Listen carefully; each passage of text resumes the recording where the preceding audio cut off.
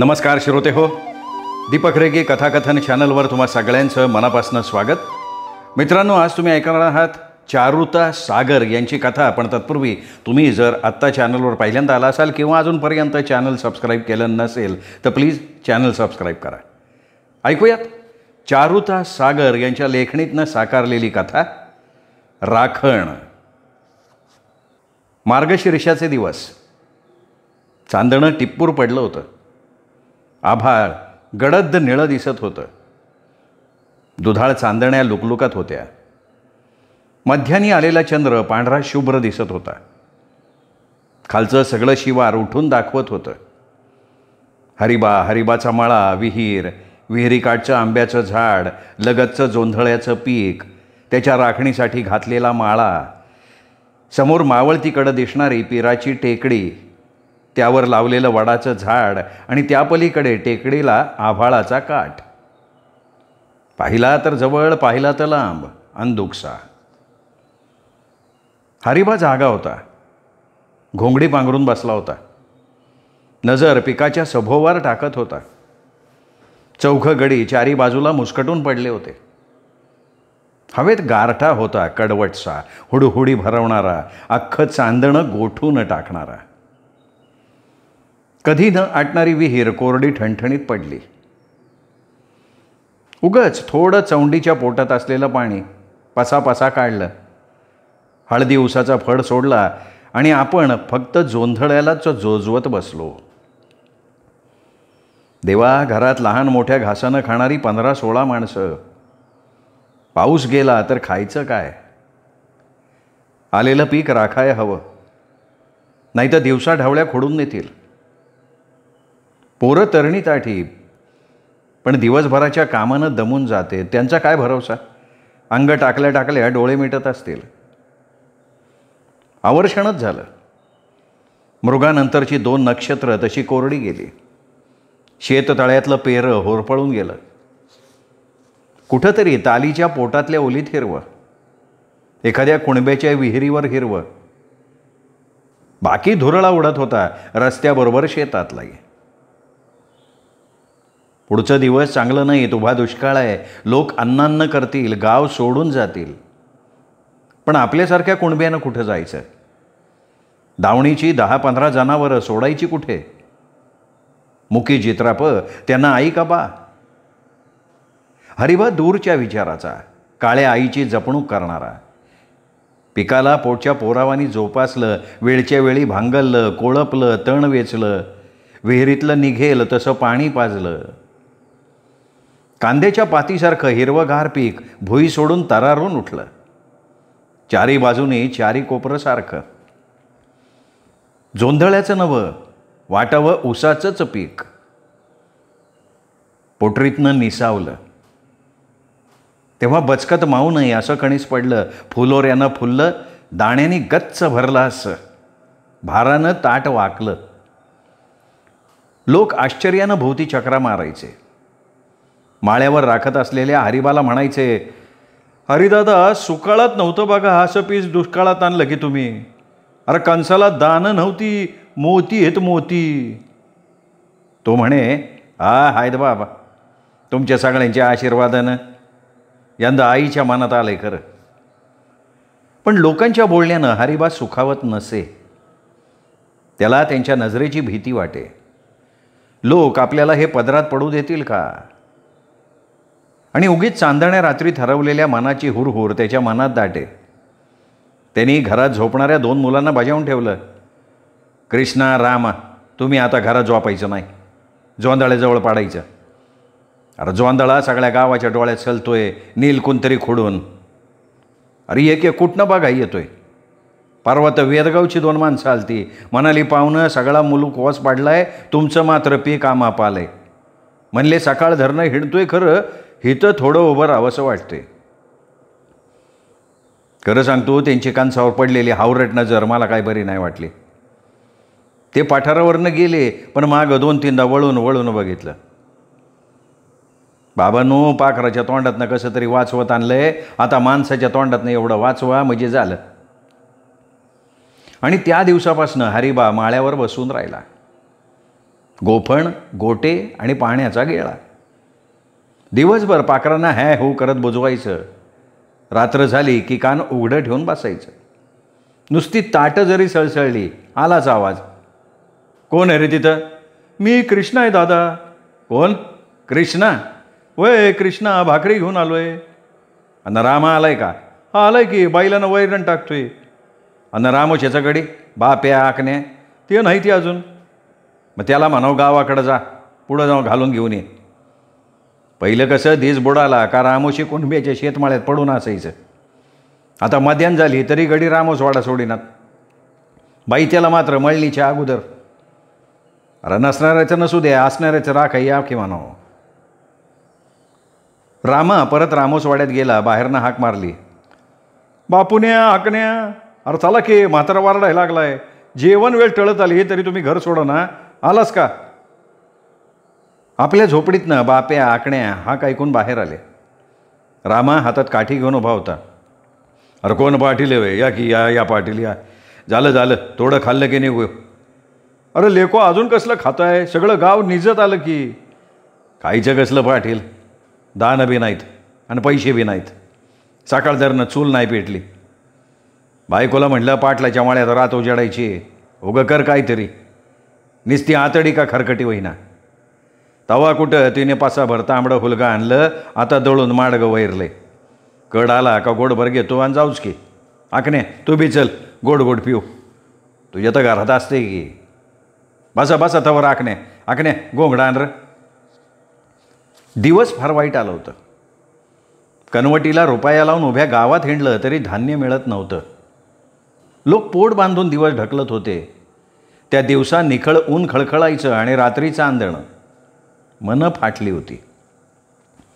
गावोगावी दरोडे पडायचे, भुरट्या चोऱ्या व्हायच्या, घरं फोडली जायची, वाटसरू लुटले जायचे. त्यात एका दुसऱ्या माणसाचा मुडदासुद्धा पडायचा. मी याच्या आवया जशा कानावर यायच्या ना तसं काळीज हापकूनच जायचं. मार्गशीर्षी थंडी मी म्हणायची. राखणीचं गडी जाळ करून शेकत. नुसत्या घोंगड्यानं थंडी राहायची नाही. पण डोळा मिटायला लागला की गडी उगच कोलंडत. कुठे एखादं कुत्रं भुकलं की कान टावकारून उठून बसत आणि एकमेकांना हाका मारत. हे कृष्णा, जागा आहे का? होय की, हय जागा आहे. झोपलोय कधी? आकणे बघ. काय का? तोवर आकण्याचा आवाज.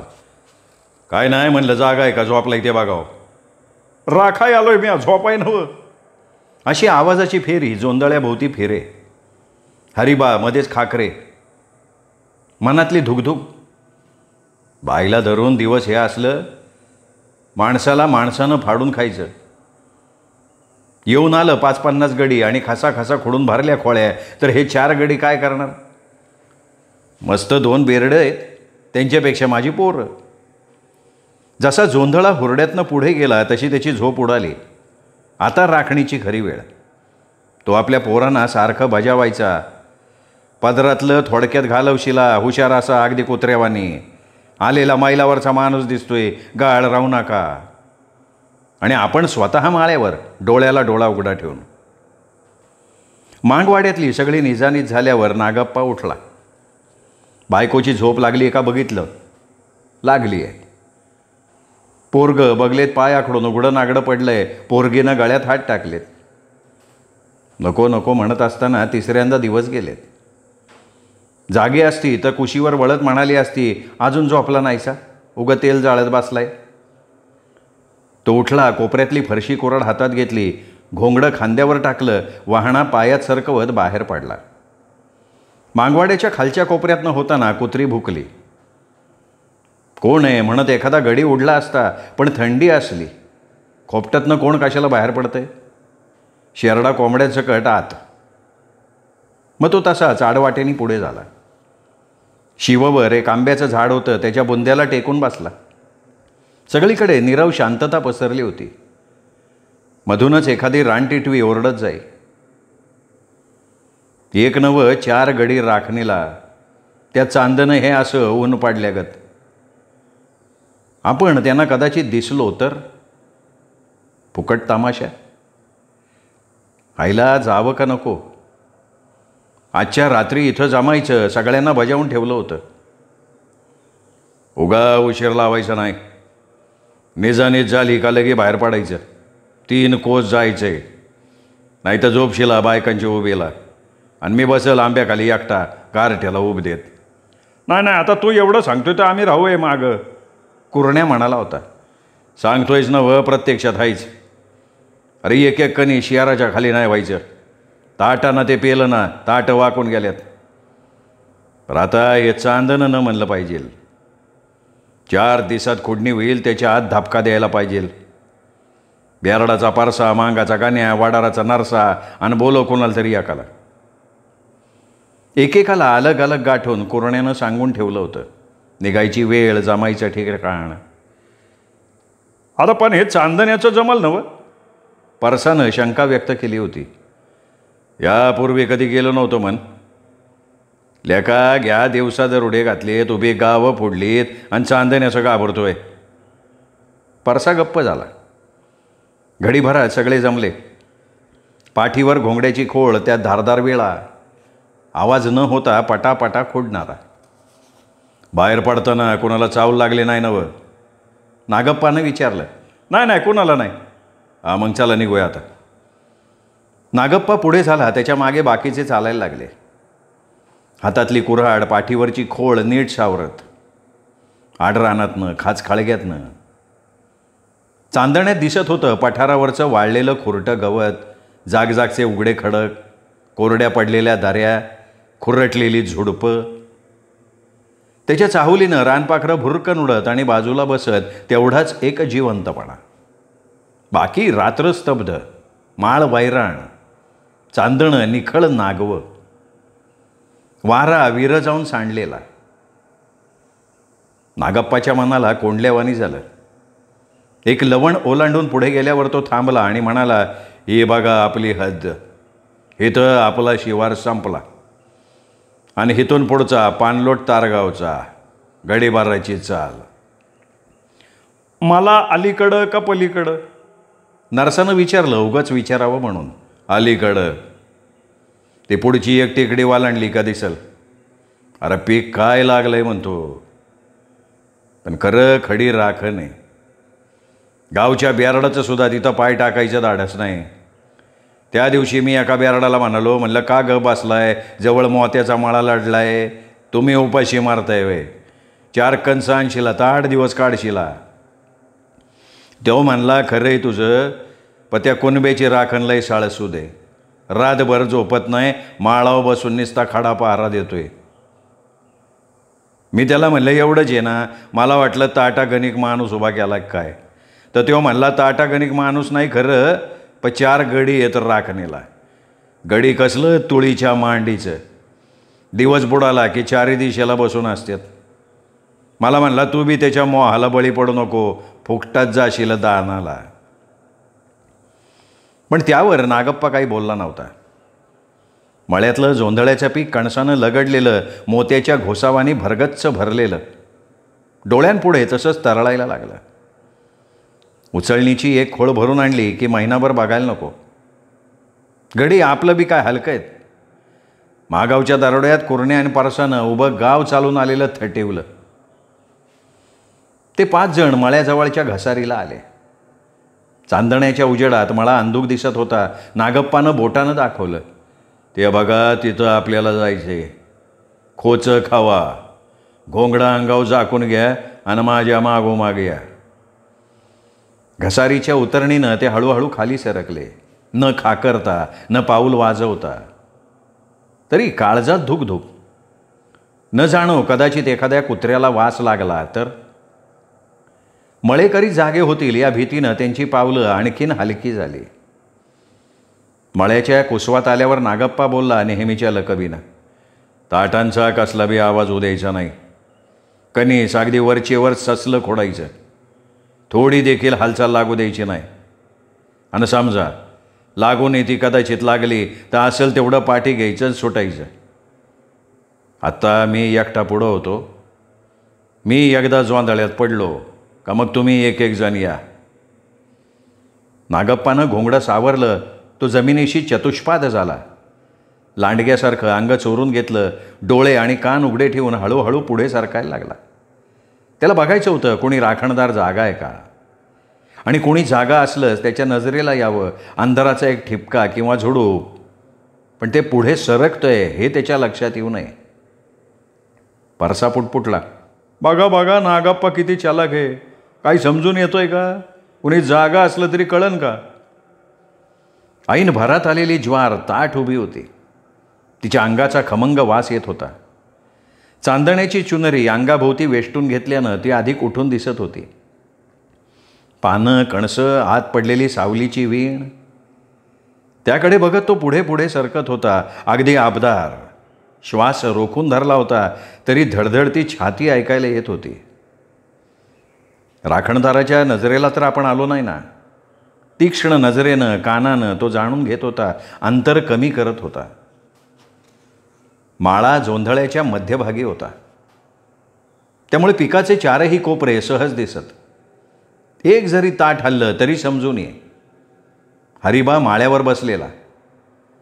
शिवारात कुठेच काही नसल्यानं पाखरांची झुंबड. सकाळ संध्याकाळ थवच्या थव. एक हा हो करत गोफण फिरवत उडवावा, बुजवावा, तोवर दुसरा हजर. ही वर्दळ दुपारी थोडी कमी होई, त्यावेळी तो अंग टाके. एका दुसरी भोरडी किंवा चिवळ दाण्याला लोभावून विहिरीवरच्या झाडीत बसलेली उडून येत. अशा वेळी रामा किंवा कृष्णा कडेनं फिरे. रात्री जेवण वेळेपासून सकाळी चांगलं फटफटीत होईपर्यंत हरिबाची खडी राखण. कुठं साधं थोडं जरी सळसळलं त्याच्या काळजात धस्स होई. अरे कृष्णा, रामा रामा, त्या कोपऱ्यात बघ काय खसपसते. अरे काय कोणाचं जनावर बिनावर सुटलं काय. उद्देश हा, चोरटी डंक वाजवत येत नाहीत, असाच डोळा चुकवून येतात आणि कार्य उरकून पसारही होतात. तेव्हा आपण आपलं सावध असलेलं काय वाईट. कृष्णा उठे, जोंधळ्याच्या कडेनं चक्कर मारे, पण कुठे कसलीच हालचाल जाणवत नसे, फक्त वाऱ्याची झुळूक. त्याचा किंचित आवाज पानाला पान घासल्याचा. काय हाय का. नाही काय नाही दादा, वाऱ्यानं ताटाला ताट घासते, तो सांगे. मग कृष्णा जाळ करून शेकत बसे आणि हरिबा पूर्ववत घोंगडं नीट अंगाभोवती लपेटून घेऊन बसे.